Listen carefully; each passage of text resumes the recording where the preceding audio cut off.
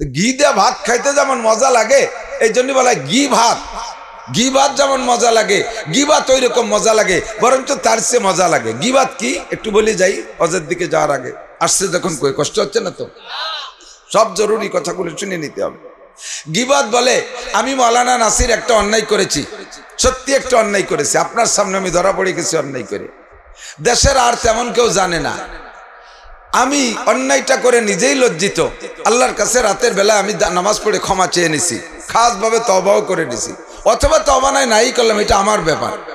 কিন্তু জানেন শুধু আপনি আপনি আমাকে সামাজিকভাবে লাঞ্ছিত করার জন্য, সমাজে মানুষের কাছে খাটো করার জন্য সুযোগ পাইয়া যেখানে সেখানে বলতেছেন, আরে এত বড় হুজুর যে তোমরা এক করে নারায় তকবীর দিয়া স্টেজে উঠাও, আন্তর্জাতিক খ্যাতি সম্পন্ন বক্তা, সে এই আকাম করছে, এই আকামটা করছে, এইটা আপনি ওই মজলিসে বললেন, সত্যি আমি সেই অন্যায় করছি, আর এইটাই ও জায়গা বললেন, এর নাম গিবাত।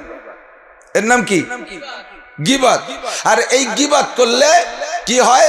আপনি আমার গিবাত করেছেন, যেন আমি মারা গেলাম, আর আমি মরা মানুষের গোশত আপনি খাইলেন। কোন মানুষ কি মরা মানুষের গোশত খাইতে পারবে? আল্লাহ পাক বলেন, আইয়ুহিব্বু আহাদুকুম আইয়াকুলা লাহমা আখিহি মাইতান ফাকারিতুমুহু, তুমি তোমার মরা ভাইয়ের গোশতকে খাইতে পারবা? অবশ্যই পারবা না। ফাকারিতুমুহু, মরা ভাইয়ের পচা গোশত খাইতে তুমি ঘৃণা করবা, এটাকে তুমি অবশ্যই পছন্দ করবা না। অথচ যার গিবাত করতেছো তুমি তার পচা গোশত খাচ্ছ। প্র্যাকটিক্যালের যুগ ছিল নবী আলাইহিস সালামের যুগ, এখন তো আমরা শুধুমাত্র বলার যুগ, বাস্তব দেখাইতে পারি না। নবী আলাইহিস সালাতু ওয়াস সালামের মসজিদে নববীতে রমজান মাসে দুই ব্যক্তি রোজা রাখা অবস্থায় বসে বসে মাঝে মাঝে নামাজ পড়তেছে দাঁড়াই দাঁড়াইয়া, আর মাঝে মাঝে দুই নামাজের মাঝখানে বসে বসে গল্প করতেছে। তো হুজুর একবার লক্ষ্য করে শুনলেন যে দুইজনের গল্পের মধ্যে গিবাত হচ্ছে। কি হচ্ছে? গিবাত হচ্ছে। তো যখন টের পাইলেন যে গিবাত হচ্ছে, তখন ওই দুইজনকে ডেকে বললেন, তোমরা দুইজন কি রোজাদার? জি হুজুর, আমরা রোজাদার। তা রমজানের পরে দুইজনে যার যার কায়দায় দুইটা রোজা রেখে দিবা। কেন হুজুর? রোজা ভাঙ্গার যে কারণ তা তো আমাদের ঘটে নাই। রোজা ভাঙ্গার যে কারণ মসজিদের মধ্যে বসে রয়েছে আপনার সামনে, রোজা ভাঙ্গার কারণ তো কিছুই ঘটে নাই, কিছু খাইও নাই, পানও করে নাই, তাহলে রোজা ভাঙলো না, রমজানের পরে রাখবো কেন? তো হুজুর বললেন, অবশ্যই তোমরা খাইছো, অবশ্যই তোমরা খাইছো। কি খাইছি? যেই লোকটার গিবাত করেছো বসে বসে ওই লোকটার গোশত খাইছো। আর কিছু খাইলে রোজা থেকে রোজা থাকে না, ভাঙ্গে, রোজা ভাঙ্গে। ওই দুইজন বলতেছে, হুজুর কিভাবে তার গোশত খেলাম? হুজুর কয়, পকেটে খিলাল আছে, যদি খিলাল না থাকে খিলাল সংগ্রহ করো। দুইজনকে যে খিলাল সংগ্রহ করে আর দাঁতের ফাঁকে খিলাল করাইছে, দেখে যে মানুষের পচা গোশত বেরোচ্ছে।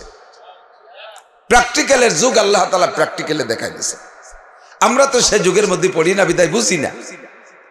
বলনেওয়ালাও খুশি হয় বলে, গিবাত বলতে গেলে যে বলে সেও বড় আনন্দের সাথে বলে, আর যে শোনে সে আরো তৃপ্তি সহকারে শোনে। আরো যদি বড়কের গিবাত করায় তাহলে আরো খুশির সাথে শোনে। সাধারণ পাবলিকের স্বভাব উলামায়ে কিরামকে অত্যন্ত ভালোবাসে, অথচ যদি আলেমের কোনো ভুল পায় এইটা নিয়ে আলোচনা করতে আরো বেশি ভালোবাসে, সমালোচনা করতে। বলনেওয়ালা বলতে বলতে যদি কদ্দুর যে থামিয়ে যায়, সবটুক না কয়, শ্রোতারা কয় শেষের টুক তো করলি না, কতক্ষণ শেষে কি হলো, শেষ পর্যন্ত তো গেলি না। তার মানে ওনার সে মরা গোস্ত খাইয়ে পেট ভরি নেই, সব টুক পেট ভরিয়ে জম্মের কা খাইয়ে যাই। আমি আমার এক উস্তাদ বক্তার কাছ থেকে, বড়দের কাছ থেকে শুনেছি, সরাসরি হাদিসে দেখি নাই।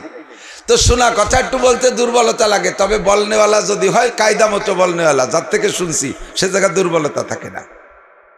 সদস্য হুজুরের কাছ থেকে যদি কোনো কথা শুনে থাকেন কেউ, ও কথাটা বলতে কি আপনার ভয় লাগে নাকি? মুরব্বীরা যদি থাকেন, বাঁশবাড়ির হযরত মাওলানা আব্দুল হাকিম সাহেব রহমাতুল্লাহের কাছে যদি শুনে থাকেন, কাশিনী হুজুর সোমন হুজুরের কাছে যদি শুনে থাকেন, তাহলে ও কথাটা বলতে আপনার ভয় লাগে না। এমনই এক মুরব্বীর কাছ থেকে গিবাতের এক আজীব ওয়াকিয়া আমি শুনেছি, খুব খেয়াল করবেন। প্রত্যেকটা মানুষ আমরা গিবাতে জড়িত। আপনাকে যে আমি আপনার পরামর্শ দিচ্ছি আর গিবাতের ভয় দেখাচ্ছি, আমি নিজেও সুযোগ পেলে গিবাত করি,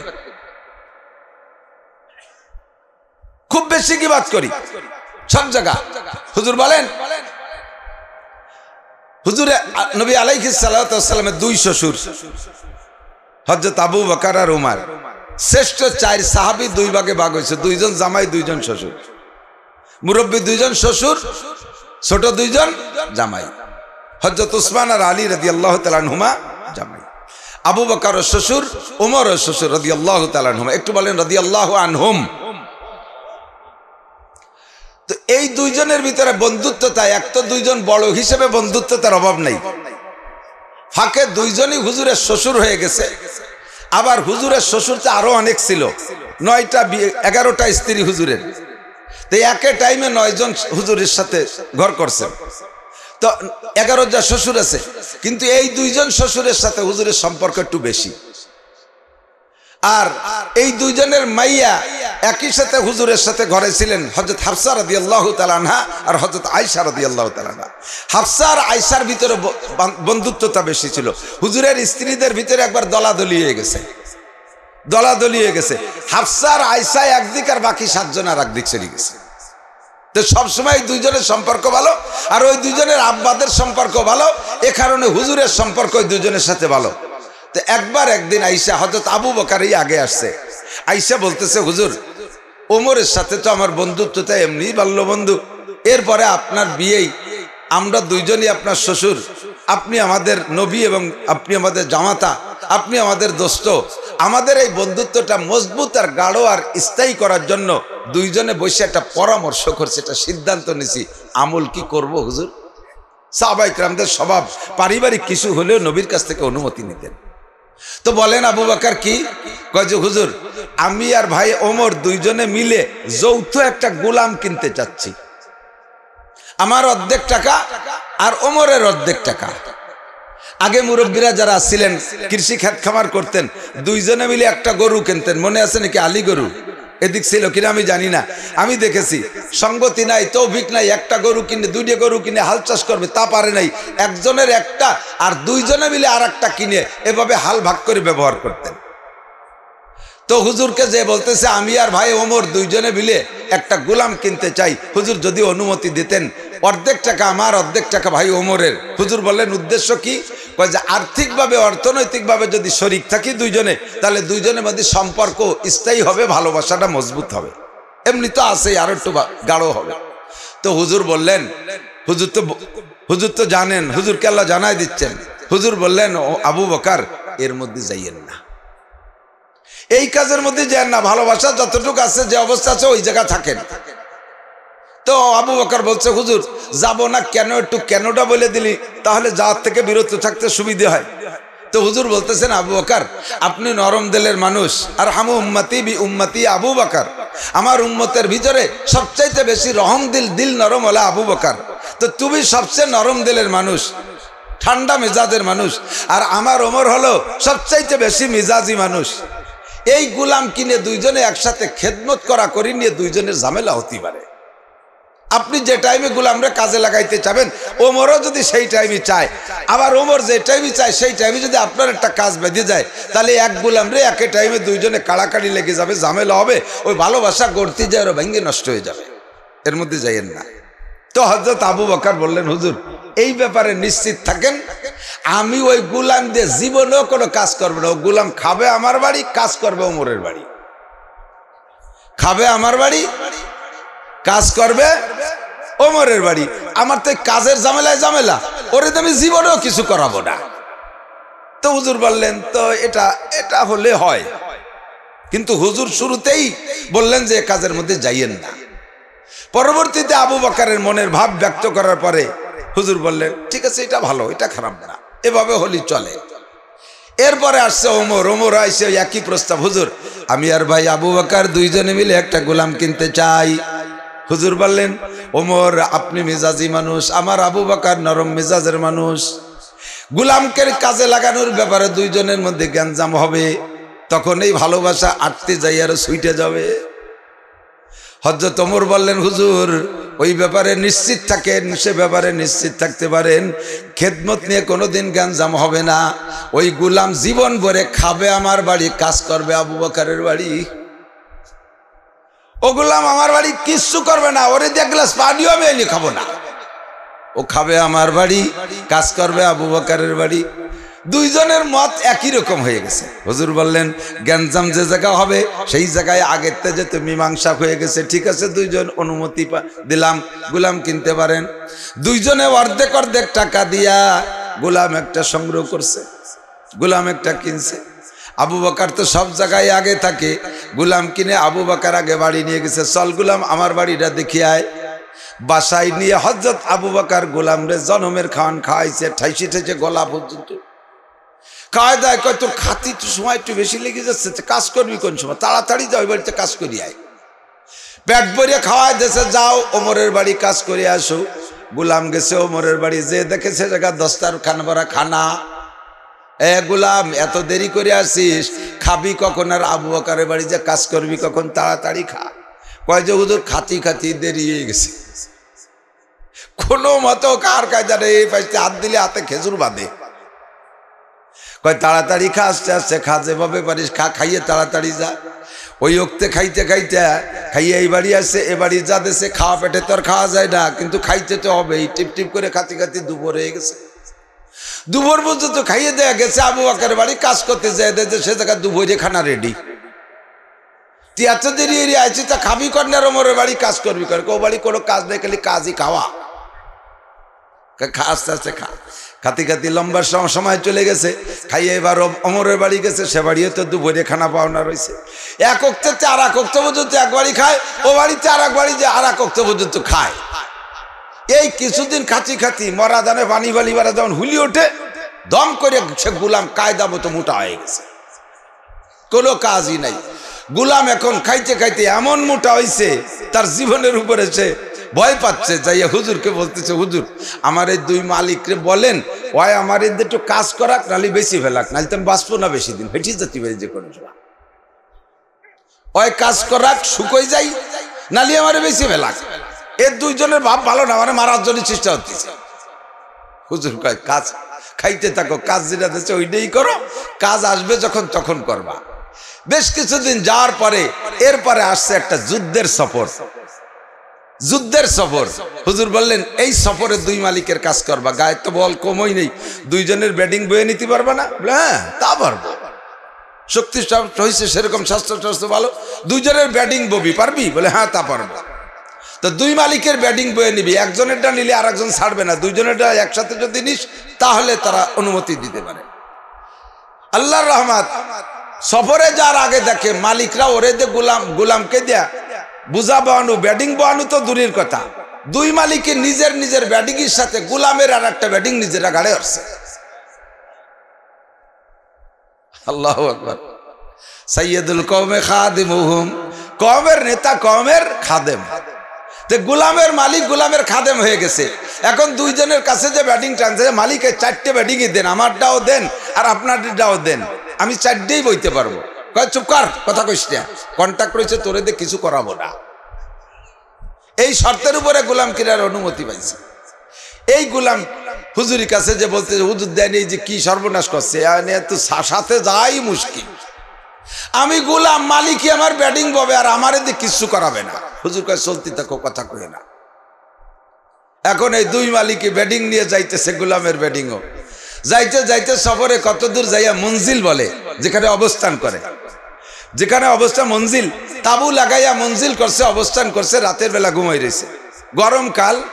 হুজুর সফরে পুরো সব সাথীদের হিসাব নিকাশের ক্যাশিয়ার জিম্মাদার বানাইছে আবু বকর আর উমারকে, আর ওনাদেরকে বলে দিছে সফরে যা খরচ হয় কোনো জায়গায় যা মঞ্জিল করলে পুরো সফরে হিসাব নিকাশ আপনারা খাতায় লিখবেন, রাত্রে সুন্দর করে ফ্রেশ করবেন, যাতে কোনো সাথীর কোনো অভিযোগ না থাকে। তো মঞ্জিল যেখানে করছে ওই জায়গা যাইয়া রাত্রে সবাই ঘুমাই গেছে, দুই মালিকে হিসাব নিকাশের কাজে বসছে। এখন গোলাম রে হুজুর বলছে যে এই যে একটা সুযোগ খেদমত করার, একজনকে কোনো খেদমত করলে কেউ নেবে না, গরমকাল তুই একটা পাখা নিয়ে যাইয়ে দুইজনের যৌথ বাতাস দিবি, পারবি? বলে হ্যাঁ তা পারবো।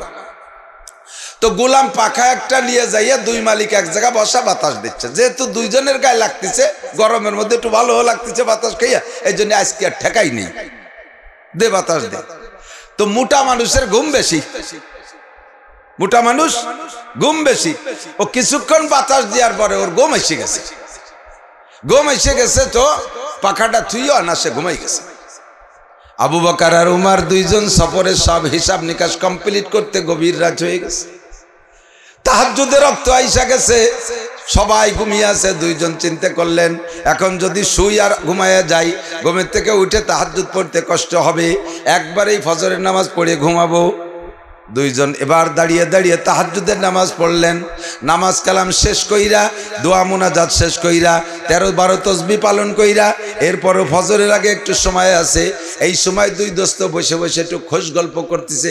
এখন আর করতে ভালো লাগতেছে না, ইবাদত বন্দেগী যথেষ্ট করছে, কাজ কাম সব শেষ হয়ে গেছে। এই টাইমটা কি করবে, বসে বসে একটু খোশ গল্পে বসছে।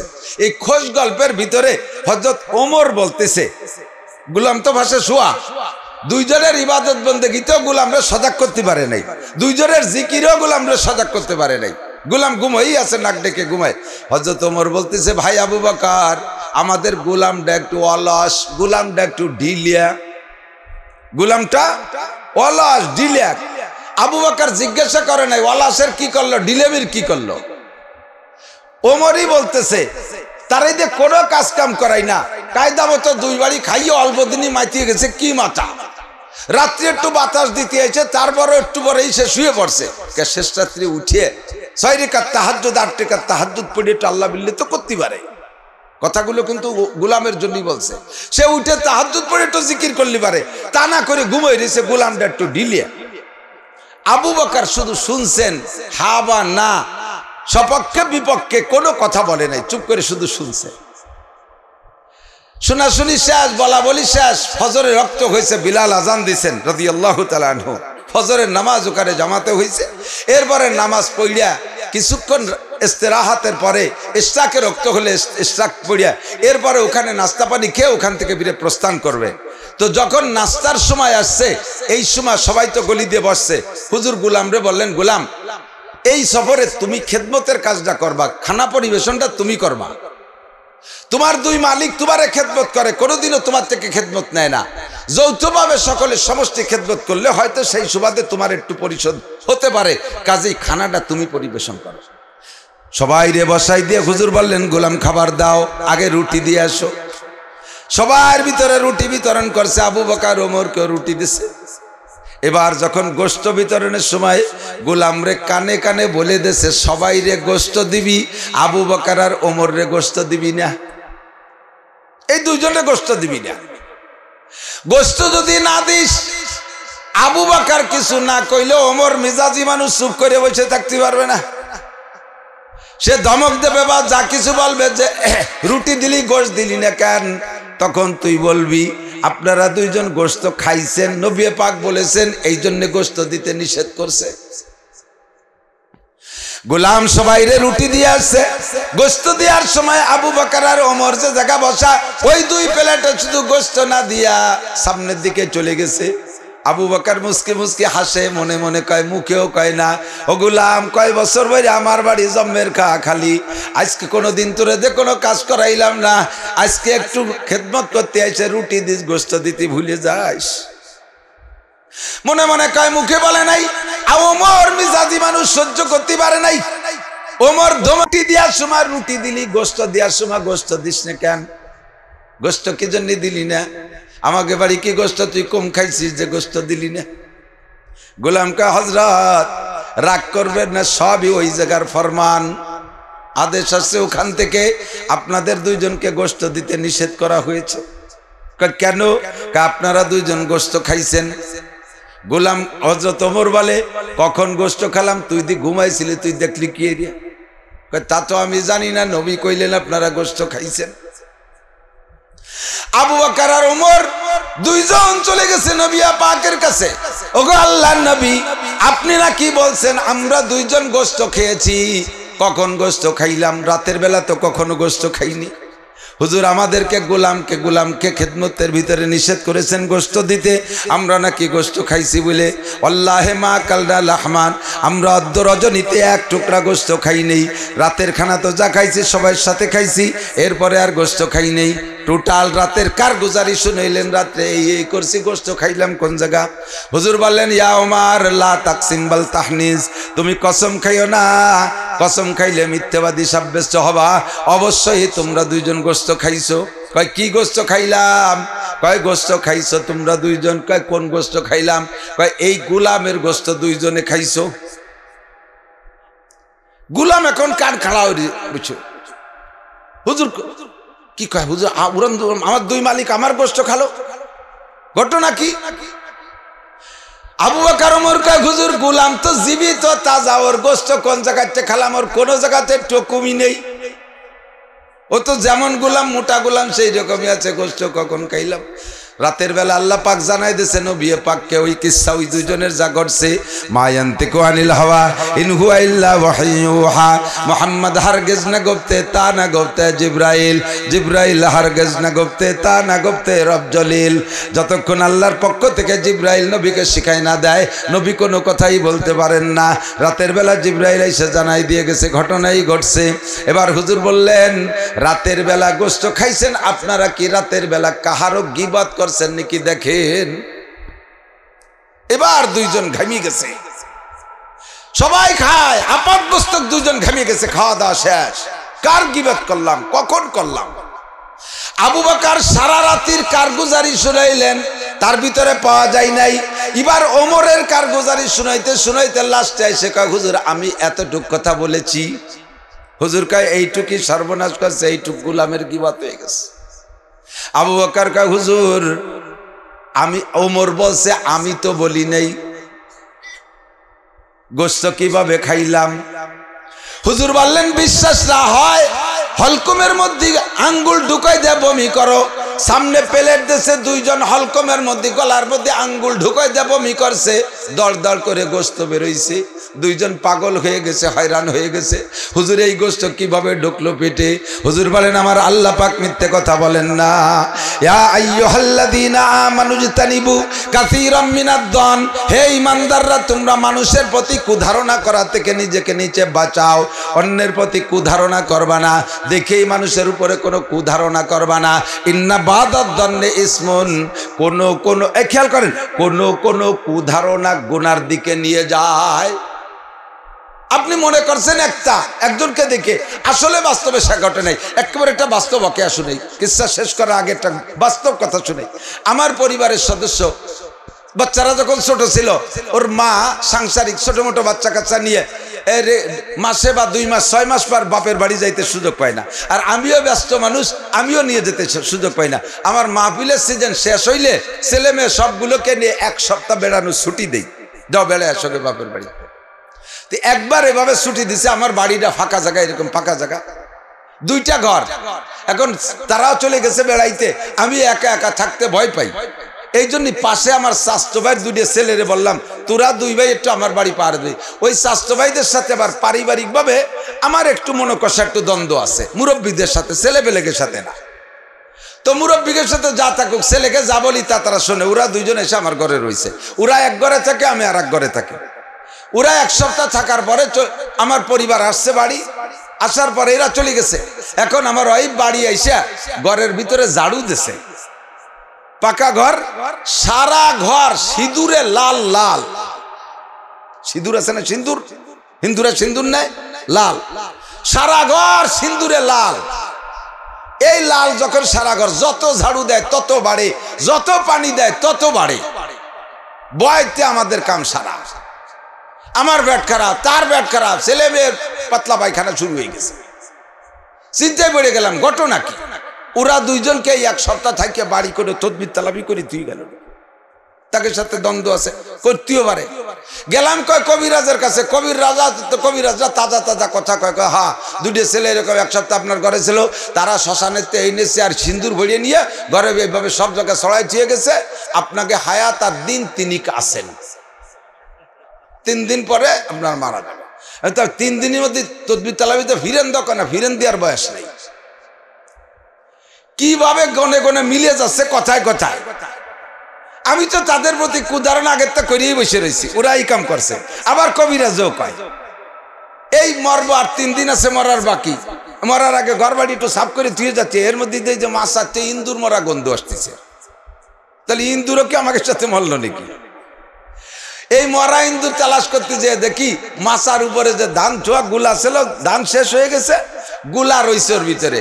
তো ওই গুলার ভিতরে থেকে মাছার নিচে ওই জায়গা সিন্দুর, সিন্দুর থেকে আমার ঘরের স্কাটিংয়ে যে রং দিছিলাম ওই রঙের শেষে একটু রং ছিল, ওই মাছার উপরে ওই গুলার মধ্যে ফেলাই চুইছি, ধান খালি হয়ে গেছে গুলার মধ্যে।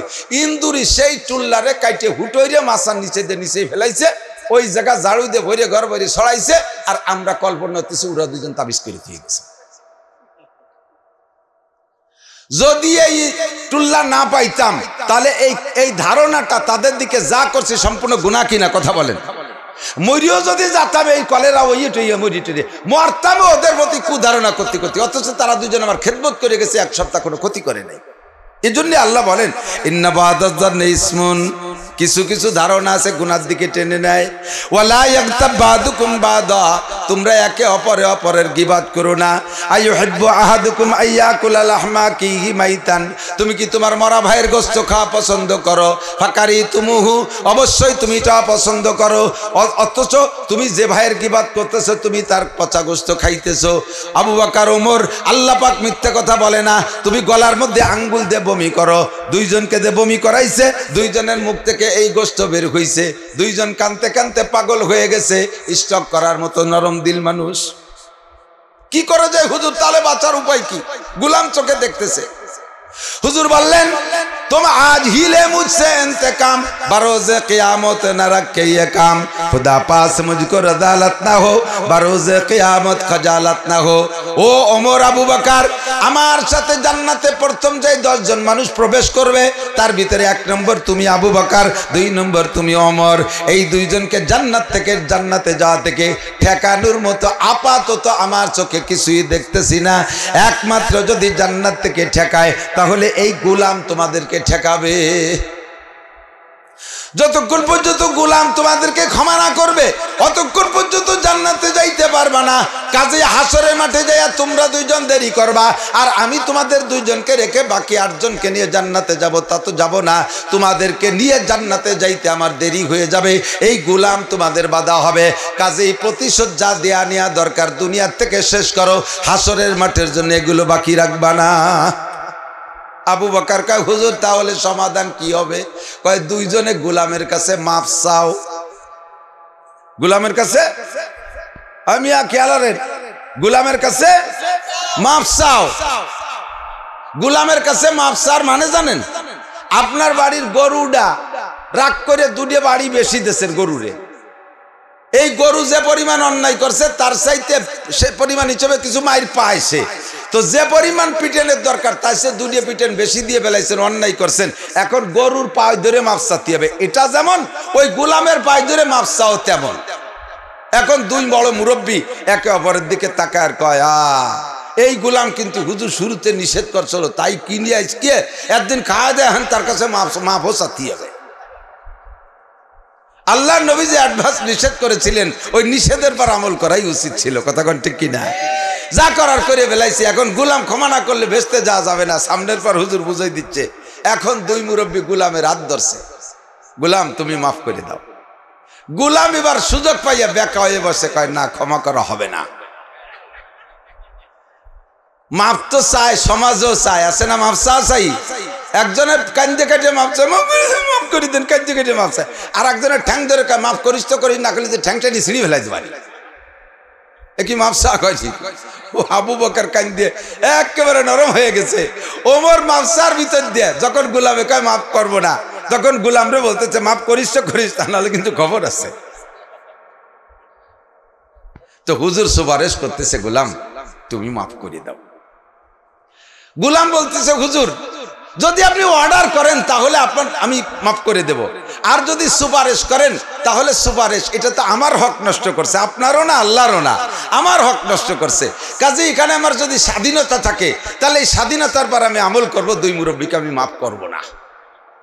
আর যদি আপনি অর্ডার করেন, আপনি আমাদের নবী, আপনার অর্ডার ফলো করা আমার জন্য ওয়াজিব, সেই হিসেবে আপনার অর্ডার। হুজুর বললেন না আমি অর্ডার করছি, আমি অনুরোধ করতেছি। তো অনুরোধ আমি মানতেও পারি নাও মানতে পারি, আমার যদি লস হয় তাহলে আমি মানবো কেন? আমি মাফ করব না। হুজুর বললেন না গোলাম মাফ করো, হুজুর আমি মাফ করব না। কেন করবা না?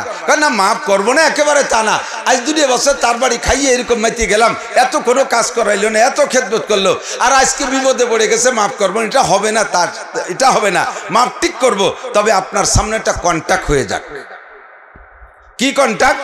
কয় যে আপনার মুখে শুনছি 10 জন মানুষ দুনিয়ার থেকে জান্নাতের সার্টিফিকেট পাইছে, তার ভিতরে আমার এই 2 মালিক, আমার মতো লক্ষ গোলামও ওই 2 জনের জান্নাতে ঠেকাই রাখতে পারবে না, আল্লাহ তাদের ভেস্তে দেবেই দেবে, আমার সাথে কন্টাক্ট হবে। যদি আমি শুধু তাদের বাধা হই তাহলে আমার সাথে কন্টাক্ট হবে, উন্ডা 2 জন ভেস্তে যাওয়ার সময় 2 জন আমার হাত ধরে নিয়ে যাবে, যদি তাই রাজি হয় তাহলে মাফ করবো, নালি করবো না।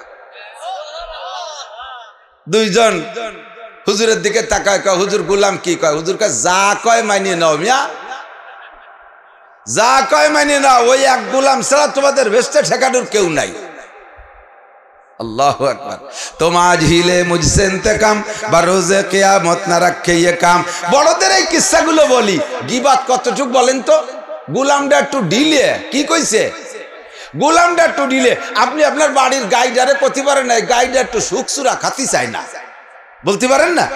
আপনার হালি গরুটায় চাষ করে না, একটু গড়িয়ে, তাকে আপনি বলতে পারেন এই গরুটা গড়িয়ে গরু, এই গরুটারে গড়িয়ে কয়, এ যদি গীবাত হয়, গোলামটারে ঢিলে কও গীবাত, গোলামটারে ঢিলে কওয়া যদি গীবাত হয়, এই গরুটা গড়িয়ে গরু তা কওয়া গীবাত। কিন্তু গরুর সাথে তো আপনার লেনদেন নাই, কাজে এ জায়গা গুনাহ হবে না। কিন্তু মানুষ মানুষের সাথে আমলের লেনদেন আছে, যার কারণে আপনি তার সম্পর্কে একটুক বলছেন একটুক, আর আমরা বলতে যে 14 গোষ্ঠী উদ্ধারের দেই, নিজামউদ্দিন হুজুর এই অর্ছে ওই অর্ছে তাই অর্ছে, তার ছেলে হুজুর মোহতামেম এই অর্ছে তাই অর্ছে, এরপরে সাইকুল হাদিস সাহেব এই করছে, ওই মামুন সাহেব এই করছে, সরমুনার পীর সাহেব এই করছে, আহমদ শফি সাহেব এই করছে। যারা বলে তারা কি সাধ্য তেতলিরাটি? হ্যাঁ, নিজের ভাষায় 3 জুড়ি মাখানো রয়েছে, তুমি আবার আর একজনের ভাষা শুয়ে বেড়াও। প্রত্যেকটা মানুষের স্বভাব হলো হামাকাসে আকলে খুতবা কামাল নুবায়াত ও ফরজন্দে খুতবা জামাল। প্রত্যেকটা মানুষের স্বভাব নিজের বিবেককে পরিপূর্ণ মনে হয়, নিজের স্বভাবকে পরিচ্ছন্ন মনে হয়, নিজের আমল আকলাক চাল চলনকে পরিপূর্ণ ভালো মনে হয়, আর আরেকজনের মধ্যে খালি খুব দোষ দেখে। দোয়া কবুল না হওয়ার 5টা কারণ আমি বলে থাকি। হযরত ইব্রাহিম ইবনে আদহাম রহমাতুল্লাহ আলাইহি বলেন, মানুষে আল্লাহর কাছে দোয়া করে, দোয়া কবুল হয় না বলে মনে হয়। এই দোয়া কবুল না হওয়ার 5 কারণ, তার ভিতরে 5ম কারণ, খেয়াল করেন 5মটা বলছি, 5 কারণের 5ম কারণ, যে কারণে আপনার দোয়া সবে বরাতেও কবুল হয় না, সবে কদরে কবুল হয় না, কাবা ঘরের মধ্যে দোয়া করলেও কবুল হয় না, আপনি হজে যাইয়া কাবার গিলাফ ধরে কাঁদলেও দোয়া কবুল হবে না। 5 কারণের 5ম নম্বর কারণ হলো তুম আপনি আইব কি তরফ নজর नहीं करते हो, दूसरे के आइब ढूंढते हो। প্রত্যেকটা মানুষ যার স্বভাব হবে যে নিজের দোষের দিকে তাকায় না, আর একজনের দোষ খুব দেখে। কতক্ষণ ও কি, ও 3 সিল্লে দেশে, ওর মধ্যে সিল্লের কি ইস্যু ডুহি নেই, অথচ উনি নামাজ পড়ে না। আমরা নামাজ না পড়লেও হুজুর গেছে ভালো আছি, আমরা এমন কি করছি আল্লাহ বেহেশতে না দিয়ে পারবে না, হুজুররা কলি হয়ে গেল না, কি বা অন্যায় করছি, হয়তো একটু সুদে কারবার করি, সর্বোচ্চ নামাজ যাই না পড়ি না, বেশির বেশি একটু ঘুষ খাই, আর সুযোগ পাইলে একটু জেনা করি, আর মাসে না 2 থেকে 5 দিন মদ খাই, তার চেয়ে বেশি তোর খাই না। আর রোজা না, এই বাড়ি রোজা ডিনাই রাখতে পারলাম না। উনি কি বা করছে চিন্তা করেন, বাদ আছে তোমার কি? মদ খাও, গাঁজা খাও, হেবা খাও, সুদ খাও, ঘুষ খাও, চুরি করো, ডাকাতি করো, লুচ্ছবি করো, সারাটা গা তোমার গুনার ভিতরে হাবুডুবু খাচ্ছে, আর তুমি নিজের দোষ তালাশ করে পাও না, আর একজনের একটুক পাইলি তাই নিয়ে সেদরাতি তালে থাও। এর থেকে জবানটারে কন্ট্রোল করেন। আমি আপনাদেরকে উন্মুক্ত পরিবেশে অনুমতি দিচ্ছি, মাঝে মাঝে আইসে গেলে এই আলোচনা আমি বলে থাকি। আপনারা যারা আমার সামনে আছেন, মোহাব্বত করেন, ভালোবাসেন, আমি দেশি মানুষ হলেও আমার বয়ান আপনারা শোনেন, আপনারা ভালোবাসেন, এই ভালোবাসার খাতিরে আপনাদেরকে একটা অনুমতি দিচ্ছি। আমি মাওলানা নাসিরের যদি কোনো দোষ আপনার জানা থাকে, এইটা একটু আমার আড়ালে বলা বলি করবেন, এর নাম গীবত। আমার যদি কোনো দোষ জানা থাকে, এটা একটু গীবত করবেন, করবেন তো ইনশাআল্লাহ? তাহলে কথা কয় না, কে করবেন না? আমি তো অনুমতি দিছি, করিয়েন, একটু করিয়েন। আমি অনুমতি দিছি এজন্য যে আমার সহজে একটা ইনকাম আছে, এ জায়গা সহজে একটা ইনকাম আছে। আমি যে গুনাহটা করেছি, যে অন্যায়ের কারণে আপনি আজকে আমার গীবত করতেছেন, আমি সেই অন্যায় কারণে আমার যে একটা গুনাহ হয়েছে, আমার আড়ালে বলার সাথে সাথে ওই গুনাহটা আপনার আমলনামায় চলে যাবে, ও জায়গা থেকে কিছু নেকি এসে আমার শূন্য স্থান পূর্ণ হয়ে যাবে। কাজেই আমার একটা চোখ বুঝে আমি ঘুমোই থাকবো, আমি আমেরিকা যাব, আমি সৌদি যাব, বাংলাদেশে আমার এই দোষগুলো আলোচনা হতে থাকবে, আর আমার এই গুণাগুলো বাঙালিরা নিতে থাকবে, আর এই জায়গা থেকে নেকি ফেরেশতারা আমার ওই জায়গায় পৌঁছে দিয়ে আসবে। আপনারা যেহেতু আমার ভালোবাসেন, আমার এই উপকারটা করেন, আমার গীবত করেন, কিন্তু এই গীবতটা, এই উপকারটা আমার করবেন না। করবেন কার? যে আপনার চরম শত্রু, তারে সেই উপকারটা করতেছেন। চার দোকানে বসে শত্রুর গীবত করেন, চার দোকানে ঘরে বসে শত্রুর গীবত করেন, মসজিদে বসে শত্রুর গীবত করেন। এই গীবত করতেছেন যে আপনার শত্রু, যাকে পছন্দ করেন না, তার গীবত করে এই উপকারটা তারে করে দিচ্ছেন। আপনার নাকি তার আমলনামায় চলে যাচ্ছে, আর তার গুনাহ আপনার আমলনামায় চলে আসতেছে, অনায়াসে আপনি টের পাচ্ছেন না। দেখেন কই যে আমরা তো দেখি না, আপনার সবটা দেখা লাগবে না। দুনিয়া এখন বাস্তবে চলে আসছে সবকিছু। আমরা যে কোরআন হাদিসের বয়ানগুলো করতাম, এই বয়ানগুলো এখন প্রযুক্তিতে আমাদেরকে শিখাই দিচ্ছে। দেখেন, এই মোবাইলের ভিতরে বিকাশে টাকা থাকে, টাকা থাকে না? এই আপনার মোবাইলের বিকাশের একটা পিন নম্বর আছে। আপনার মোবাইল আপনার পকেটে রয়েছে, পিন নাম্বার যদি কেউ জানে, কায়দা করে ওই পিন নাম্বার দিয়ে আপনার মোবাইলের থেকে তার মোবাইলের মধ্যে টাকা নিয়ে নেয়, কোন ভাগ্যে টাকা চলে যায় তা আপনি টের পান না। যায় কি যায় না? তাহলে মোবাইলের মধ্যে থেকে মোবাইলে যেমন টাকা চলে যায় আপনি টের পান না, আপনার আমলনামা থেকে আর একজনের আমলনামা এভাবে নেকি চলে যাচ্ছে, গুনাহ ট্রান্সফার হয়ে যাচ্ছে, আপনি টের পাচ্ছেন না। কাজেই আমি এই গুনাহ থেকে বাঁচবো। গীবত করেন গুনাহ, নেকি না গুনাহ? গীবত করা নেকি না গুনাহ? আজকে থেকে একটু পাক্কা প্রতিজ্ঞা করতে পারবেন? আল্লামা আনোয়ার শাহ কাশ্মীরি রহমাতুল্লাহ আলাইহি এবং ইমাম বুখারী রহমাতুল্লাহ আলাইহি দুইজনের সেম একটা আমল আমি আপনাদেরকে বলি। ইমাম বুখারী রহমাতুল্লাহ আলাইহি বলেন, ইমাম বুখারী বলেন যে কিয়ামতের ময়দানে হিসাব দেওয়া ছাড়া একজন মানুষও সামনে যাইতে পারবে